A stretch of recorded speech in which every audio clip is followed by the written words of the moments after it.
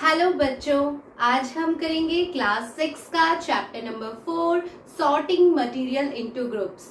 Sorting का मतलब होता है कि हम जिनको चुन चुन के अलग कर रहे हैं, और मटेरियल्स तो बहुत सारे होते हैं। जो भी हमारे आसपास हमें चीजें दिखाई दे रही हैं वो किसी ना किसी मटेरियल की बनी होती हैं। तो हम मटेरियल्स को उनके अलग अलग ग्रुप्स में क्लासिफाई कर रहे हैं। तो चलिए बच्चों, इस चैप्टर की शुरुआत करते हैं। ये चैप्टर बड़ा ही छोटा सा चैप्टर है, बहुत ही आसान चैप्टर है और एक ही लेक्चर में हम इसको कंप्लीट करेंगे। आप साथ के साथ अपने नोट्स बनाते जाइएगा ताकि वीडियो के एंड तक आपका चैप्टर पूरा का पूरा प्रिपेयर हो जाए। सबसे पहले है बच्चों ऑब्जेक्ट्स अराउंड अस, हमारे आसपास के ऑब्जेक्ट्स। तो मेरे पास में अभी इस रूम में कौन कौन से ऑब्जेक्ट्स है मैं देख लेती हूँ, आप अपने रूम में देख लीजिए जहां पे भी आप बैठे हैं। तो मुझे यहाँ पर बोर्ड नजर आ रहा है, मार्कर नजर आ रही है, ट्यूबलाइट नजर आ रही है, एक टेबल भी रखी हुई है। तो ये अलग अलग चीजें मुझे नजर आ रही हैं। मार्कर जो है बेसिकली प्लास्टिक की बनी हुई है, ट्यूबलाइट जो है वो ग्लास की बनी हुई है, टेबल जो है वो वुडन टेबल है। तो ये अलग अलग क्या हो गए हमारे पास में मटेरियल। अब इन मटेरियल को, इन सब्सटेंसेस को अगर मैं इनके अपीयरेंस मतलब लुक से जज करूं तो मुझे क्या क्या दिखेगा। मुझे एक तो दिखेगा इनका डिफरेंट डिफरेंट शेप, उसके बाद दिखेगा इनके डिफरेंट डिफरेंट कलर्स, या अलग अलग कलर्स के भी हो सकते हैं। Are made from different materials, यानी ये अलग अलग मटेरियल्स के बने हैं। अब ये प्लास्टिक जो होता है बच्चों, ये पॉलीमर का बना होता है। पॉलीमर का मतलब होता है कि हम लोग इसको सिंथेटिकली लैब में प्रिपेयर करते हैं। पॉली का मतलब होता है बहुत सारे छोटे छोटे यूनिट से ये तैयार होता है। इसका डिटेल आप अपने आने वाले स्टैंडर्ड्स में पढ़ेंगे भी। आप बहुत छोटे हैं तो पॉलीमर के बारे में आप उतना डिटेल में नहीं समझ पाएंगे। इसके बाद है दे हैव डिफरेंट यूजेस, तो हर एक चीज का अलग अलग यूज होता है। ट्यूबलाइट जो है वो रोशनी दे रही है इस रूम में, प्लास्टिक का ये मार्कर जो है मुझे लिखने में मदद कर रहा है। टेबल के ऊपर मैंने अपनी मार्कर डस्टर वगैरह रख रखे हैं। तो हर एक मटेरियल का अलग अलग यूज होता है। मटेरियल जो होता है आप इसको ऐसे समझिए कि ये एक सब्सटेंस है, अ substance which is used in making different objects. Material का मतलब वो हो गया कि किस अलग अलग डिफरेंट ऑब्जेक्ट्स बनाने के लिए जो हमें चाहिए होता है उसे हम मटेरियल कह देंगे। जैसे कि अलग अलग टाइप की डिशेस बनाना होता है, खाना बनाना होता है, तो हमें इंग्रेडिएंट्स चाहिए होते हैं ना, उसी तरह से मटेरियल भी दो तरह में क्लासिफाई होते हैं फर्दर। एक होता है नेचुरली ऑकरिंग मटेरियल और दूसरा होता है मैन मेड मटेरियल। अब नेचुरली ऑकरिंग मटेरियल हो गया हमारा कॉटन, हमारा जूट हो गया, सिल्क हो गया। तो ये सारे के सारे मटेरियल नेचर हमें देती है, इनको हम मॉडिफाई कर लेते हैं, इनसे हम कपड़े बनाते हैं, बैग्स बनाते हैं। तो ये सारी चीजें हो गई हमारी नेचुरली ऑकरिंग मटेरियल की। The material occur in nature, ऐसा मटेरियल जो हमें नेचर देती है। इसकी एग्जाम्पल्स हो गए would, cotton, jute, silk, sand, mud, सारे तरीके के फ्रूट्स, सीरियल्स। मटेरियल ही तो है, खाना बनाने के लिए हमें क्या चाहिए, सीरियल्स वगैरह चाहिए। तो ये सारे क्या हो गए हमारे नेचुरली ऑकरिंग मटेरियल्स। अब मैनमेड मटेरियल कौन से हो गए। मैनमेड का मतलब जो हमने आर्टिफिशियली बनाए हैं, लेकिन उनको भी किससे बनाए, किसकी मदद से, रॉ मटेरियल की मदद से। रॉ मटेरियल्स कहाँ से मिलेंगे, ऑफ कोर्स नेचर में से ही मिलेंगे। तो the materials which are made by man by combining two or more natural materials, उनको हम मैन मेड मटेरियल कहेंगे। इनकी एग्जाम्पल हो गए प्लास्टिक, ग्लास, नायलॉन, नायलॉन का फाइबर होता है, रोप्स बनाने में काम होता है, नायलॉन के कपड़े भी बनते हैं, स्टील एक्सेट्रा। स्टील जो होता है वो एलॉय होता है, एलॉय मतलब धातुओं का मिक्सचर, मेटल्स का मिक्सचर। उसके बाद है बच्चों इंपॉर्टेंट प्रॉपर्टीज ऑफ मटेरियल। अब हमने बात की, मटेरियल देख लिया, मटेरियल भी हम लोग जो है वो देखते हैं, उसके शेप्स देखते हैं, उनके कलर देखते हैं, फिर बाद में उसके क्या क्या यूजेस हैं वो देखते हैं। अब इम्पॉर्टेंट प्रॉपर्टीज कौन सी है मटेरियल की जो हम इस चैप्टर में डिस्कस करने वाले हैं। हार्ड, वो हार्ड है या नहीं, यानी कि उसकी हार्डनेस देखेंगे। हार्ड होगा तो हम सॉफ्ट के बारे में भी बात करेंगे। इसके बाद है इनसॉल्युबल, इनसॉल्युबल एंड सॉल्युबल की बात करेंगे। इनसॉल्युबल का मतलब होता है कि जो घुलेगा नहीं। किस में घुलने की बात कर रहे हैं हम? वाटर में, ठीक है। तो वाटर के अंदर या लिक्विड्स के अंदर घुलेगा या नहीं। और सॉल्युबल का मतलब क्या होता है? जो घुलेगा, ठीक है, जो डिसॉल्व हो जाएगा। इसके बाद है लस्टर। लस्टर का मतलब होता है शाइन, चमक। जब सोने के, चांदी के ऑर्नामेंट्स आप पहनते हैं तो वो कितने चमकते हैं ना। घर में नए नए बर्तन लेके आते हैं स्टील के, या फिर कोई भी ऐसे डायमंड हो गया, तो वो सब क्या करते हैं? बड़े ही चमकीले होते हैं, लस्टरस सरफेस होती है। इसके बाद है ट्रांसपेरेंट। ट्रांसपेरेंट का मतलब क्या होता है? ट्रांसपेरेंट का मतलब होता है कि आप ग्लास ले लीजिए। ग्लास अगर आप ले रहे हैं, वो भी ग्लास मटेरियल का ग्लास, तो क्या होगा? आपको ट्रांसपेरेंटली सब दिखेगा अंदर। अगर येलो कलर का मैंगो जूस आप पी रहे हैं तो बिल्कुल क्लीन वो आपको अंदर से बाहर दिखेगा। तो ये जब कोई भी चीज आप बिल्कुल देख सकते हैं क्लियरली ग्लास मीडियम के आर पार, तो उसे हम बोलते हैं ट्रांसपेरेंट। ऐसा मटेरियल जिसके अंदर से लाइट कंप्लीटली पास होती है और हमें चीज जो है वो आर पार नजर आ रही है, तो ऐसे मटेरियल को हम ट्रांसपेरेंट मटेरियल कहते हैं। इसके बाद है ट्रांसल्यूसेंट। तो ट्रांसल्यूसेंट मटेरियल का मतलब होता है बच्चों ऐसा मटेरियल जिसमें से आप पूरी तरह से कोई भी चीज को क्लीन नहीं देख पाएंगे या क्लियर नहीं देख पाएंगे। जैसे कि एक ग्लास में मैं पानी ले रही हूँ और उसके अंदर मैं ढेर सारी मड यानी मिट्टी को घोल रही हूँ। अब मैं मिट्टी को घोल दूंगी तो क्या होगा? वो सॉल्यूशन जो है मुझे उसके अंदर बिल्कुल क्लियरली कुछ भी नजर नहीं आएगा, ठीक है। या फिर मैं ये समझ लूं कि एक ग्लास लिया मैंने, उसके अंदर वाटर डाला, मतलब पानी डाला, और फिर थोड़ा सा दूध अंदर डाल दिया। अब दूध अंदर डाल दिया तो वो जो है मुझे बिल्कुल भी सॉल्यूशन क्लियर नजर नहीं आएगा। तो ऐसा जो मटेरियल होता है जिसमें से लाइट कंप्लीटली पास नहीं होती है बल्कि पार्शियली यानी आधी, हमें थोड़ा बहुत समझ में आ रहा है कि हाँ अंदर कोई चीज है या आर पार हमें नजर आ रहा है, जैसे कि बटर पेपर हो गया, है ना, या फिर मोटी स्केल हो गई प्लास्टिक की, कलरफुल मटेरियल की स्केल हो गई प्लास्टिक के। तो आप जब उसमें से आर पार देखने की कोशिश करेंगे तो आपको आइडिया आ जाएगा कि कोई चीज है उस तरफ, लेकिन आपको क्लियरली नजर नहीं आएगा। तो ये हो गया हमारा ट्रांसल्यूसेंट मटेरियल। इसके बाद है ओपेक मटेरियल। तो ओपेक मटेरियल को आप ऐसे समझो कि दीवार के पीछे देखो क्या है, नहीं दिख रहा है ना, तो जहां से लाइट बिल्कुल भी आर पार नहीं होती है, कुछ भी नहीं दिखता है, जैसे कि हो गई हमारी वॉल हो गई या फिर कोई भी मेटल के बर्तन हो गए, तो उसमें से कुछ भी हमें आर पार नहीं नजर आएगा। कुकर है, कुकर के अंदर मम्मी कुछ केक बेक कर रही है आपके लिए, कुकर वाला, और आप कंटिन्यूअसली उसको देख रहे हैं बैठ के कि कितना बन रहा है, तो आपको नजर नहीं आएगा क्योंकि कुकर जो है वो मेटल का बना हुआ है, और मेटल कैसा होता है? ओपेक मटेरियल होता है, जिसमें से हमें कुछ आर पार नजर नहीं आएगा। तो अब इनको डिटेल में अच्छे से डेफिनेशन वाइज समझ लेते हैं बच्चों।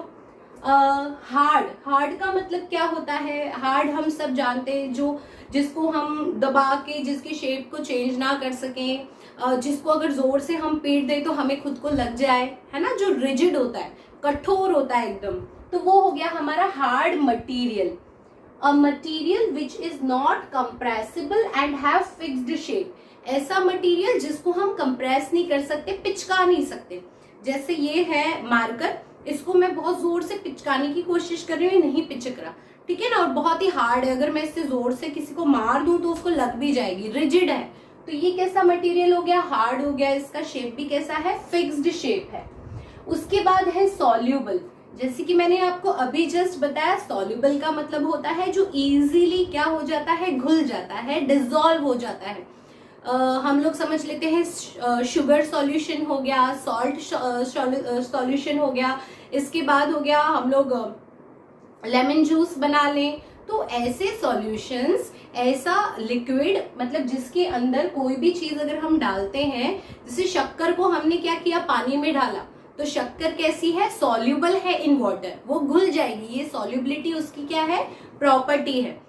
अगर मैं उसी ग्लास में जिसमें मैं शक्कर घोल रही हूँ तो शक्कर बड़ी आसानी से घुल गई पानी के साथ। लेकिन अगर मैं पानी के अंदर ऑयल को घोलूं तो, कोकोनट ऑयल को घोलूं तो क्या होगा, ऑयल जो है वो कभी भी वाटर के अंदर मिक्स नहीं होगा, सॉल्युबल नहीं होगा, डिजोल्व नहीं होगा, और क्या हो जाएगा, वाटर एंड ऑयल जो है वो अलग अलग लेयर बना लेंगे, है ना, आपने देखा होगा बहुत बार।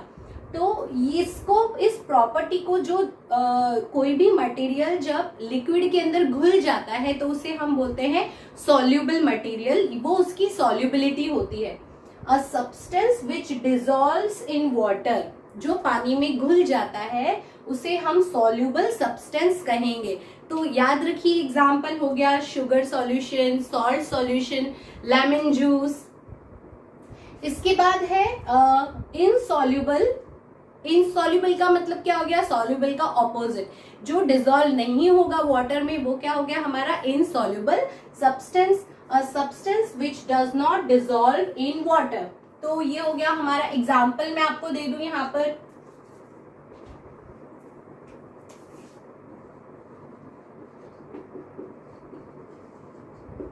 सैंड को आप वाटर में डालिए तो सैंड जो है वो पानी में नहीं घुलेगी। सॉल्युबल का एग्जाम्पल ले लीजिए, शुगर प्लस वाटर, है ना, शुगर पानी में आसानी से घुल जाएगी। इसके बाद है लस्टर। लस्टर का मतलब मैंने अभी आपको क्या बताया था, शाइन, चमक। तो शाइन किसके ऊपर होती है बच्चों, खास करके सभी मेटल्स के ऊपर। सारे के सारे मेटल्स जनरली कैसे होते हैं, लस्टरस सरफेस होती है उनकी। कॉपर देख लीजिए, गोल्ड देख लीजिए, प्लैटिनम देख लीजिए, सिल्वर देख लीजिए, तो ज्यादातर मेटल्स जो होते हैं उनके ऊपर लस्टरस सरफेस होता है।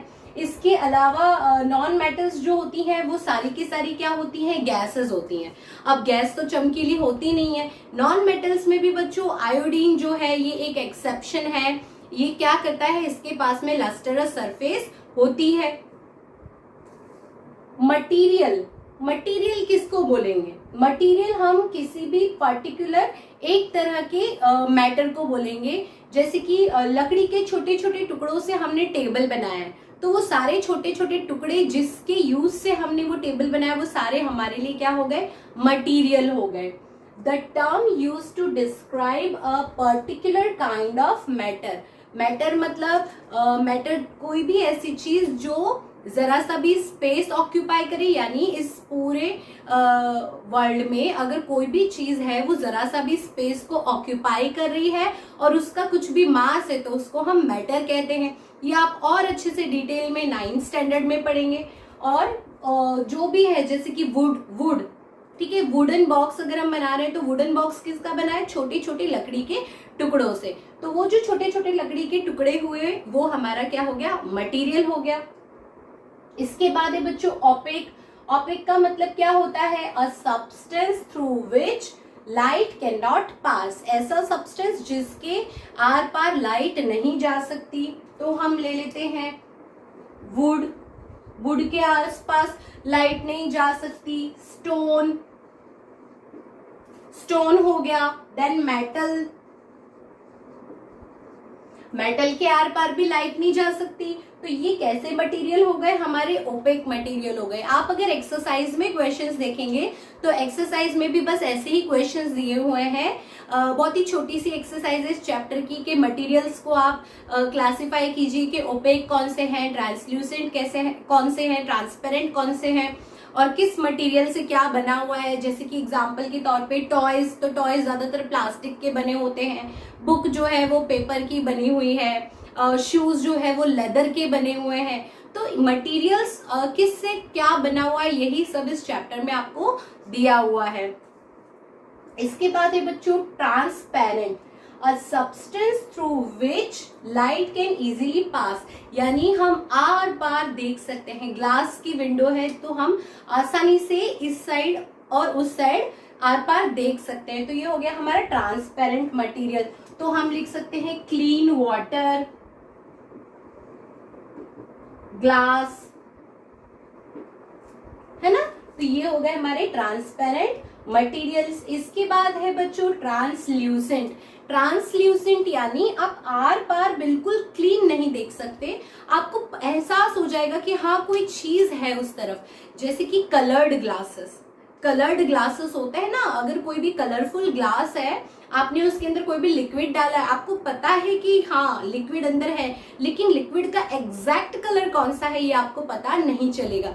या फिर मैंने आपको एग्जांपल दिया अभी सैंड इन वाटर, तो क्या हो जाएगा, सैंड हमें पता है कि हाँ पानी के नीचे कोई चीज रखी हुई है, दिख रही है हमें ग्लास के अंदर, लेकिन पूरी क्लियरली नहीं दिख रही है, तो क्या कहेंगे, a substance which partially allows the light to pass through, ऐसा सब्सटेंस जो लाइट को पार्शियली पास होने देता है। तो एग्जांपल हो गया हमारा कलर्ड ग्लासेस, मैं यहां पर लिख देती हूं कलर्ड ग्लास, या फिर कलर्ड प्लास्टिक, या फिर mud into water, mud in water.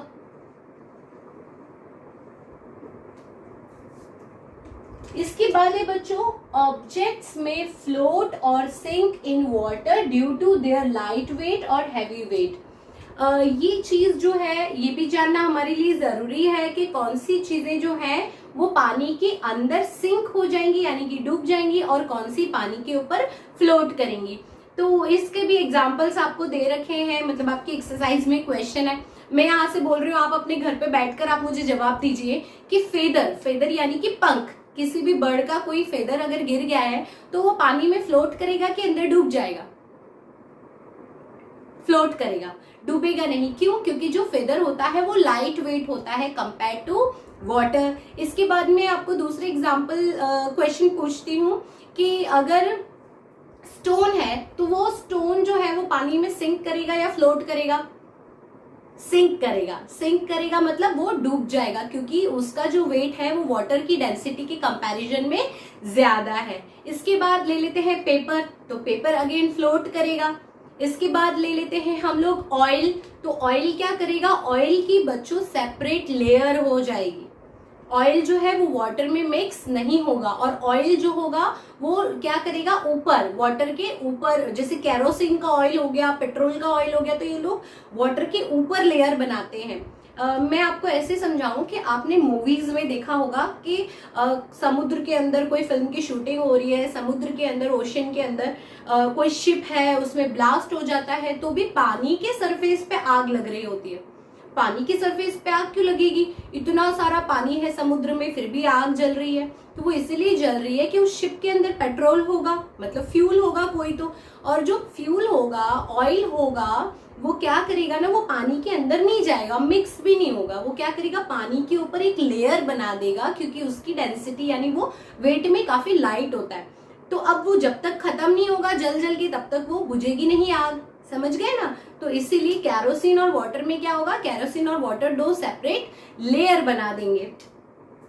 तो ये हमारे लिए जानना जरूरी था। इसके बाद है बच्चों, वही इसी चीज को मैं आपको अब अच्छे से समझाती हूँ, miscible liquids and immiscible liquids. Miscible liquids का मतलब होता है जो अच्छे से मिक्स हो जाते हैं आपस में। Alcohol and water, alcohol and water जो है आपस में बहुत अच्छे से मिक्स हो जाते हैं, और दोनों के मतलब हमें पता ही नहीं चलता कि कोई लेयर उनके बीच में फॉर्म हो रहा है या नहीं। तो ऐसे दो लिक्विड्स जो आसानी से एक दूसरे के अंदर मिक्स हो जाते हैं, उन्हें हम मिसिबल लिक्विड्स कहते हैं। इसके बाद है इमिसिबल लिक्विड्स। तो मिसिबल समझ गए, यानी उसका उल्टा क्या होता है, इमिसिबल लिक्विड्स।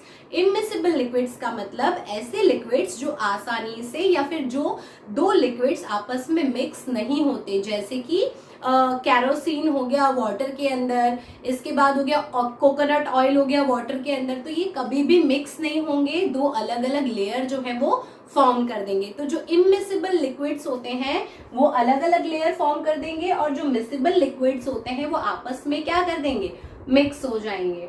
इसके बाद है बच्चों solubility of gases in water.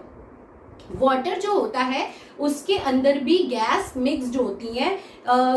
Example के तौर पे मैं आपको समझाऊं कि जितने भी हमारे मरीन एनिमल्स होते हैं, हमारी फिश होती है, ऑक्टोपस हो गया, अंदर वेजिटेशंस भी होते हैं, वेजिटेशन मतलब वनस्पति भी होते हैं, आप नीचे देखेंगे ओशंस के अंदर, सी के अंदर, तो प्लांट्स भी होते हैं।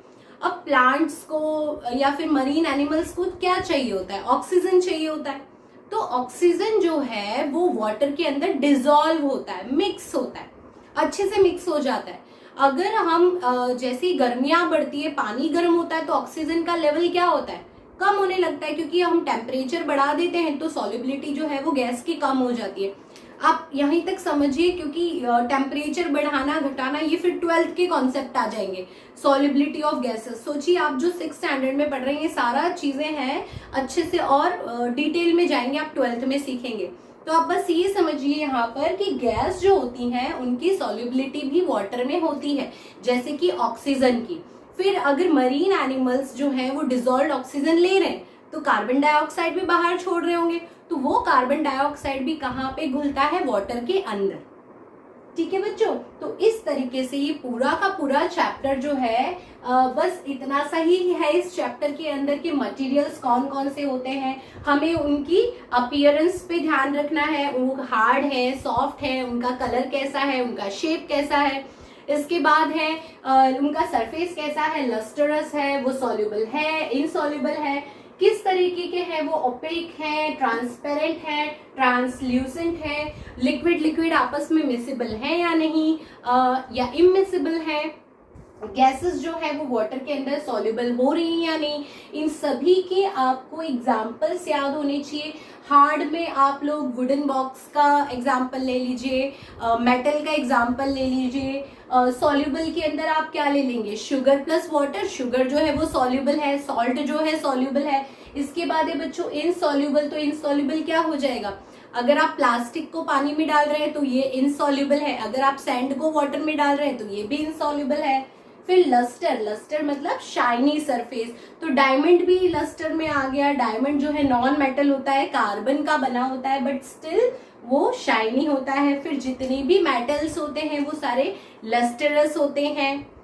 फिर है ओपेक, ओपेक का मतलब होता है कि ऐसा सब्सटेंस जिसके आर पार हम बिल्कुल भी नहीं देख सकते। तो क्या हो गया इसके एग्जाम्पल, इसके एग्जाम्पल हो गया वुड, फिर स्टोन, मेटल्स, मेटल के आर पार हम नहीं देख सकते। किसी भी बर्तन के आर पार देख सकते हो आप, थाली के आर पार नहीं देख सकते। फिर ट्रांसपेरेंट मटेरियल हो गए जिसके आर पार हम बिल्कुल क्लियरली देख सकते हैं, लाइट जो है वो बिल्कुल कंप्लीटली पास हो सकती है। तो जो हो गए हमारे क्लीन वाटर हो गया, ग्लास हो गया। फिर ट्रांसल्यूसेंट मटेरियल देख लेते हैं कि ट्रांसल्यूसेंट मटेरियल ऐसे मटेरियल होते हैं जिनके आर पार हम क्लियरली नहीं देख सकते, धुंधला धुंधला हमें दिखाई देता है। तो इसकी एग्जाम्पल हो गए कलर्ड ग्लास हो गया, फिर कलर्ड प्लास्टिक हो गया, मड इन वाटर हो गया। तो ये सारी की सारी चीजें बच्चों इस चैप्टर में है। इस चैप्टर में एक्सरसाइज में बस आपको ये क्लासिफाई करना है कि 5 कोई भी वुडन से बनी हुई चीजें बताइए, तो आप टेबल, चेयर, बेंच, फर्नीचर ये सब बता सकते हैं। प्लास्टिक से बने हुए आइटम्स तो टम्बलर हो गया, बकेट हो गया, टॉयज हो गया, ये सारी चीजें आप इस चैप्टर में बता सकते हैं। तो बच्चों अगर आपको मेरे पढ़ाने का तरीका अच्छा लगा हो, मेरी वीडियो समझ में आती हो, तो please like my video and subscribe my channel. Thank you.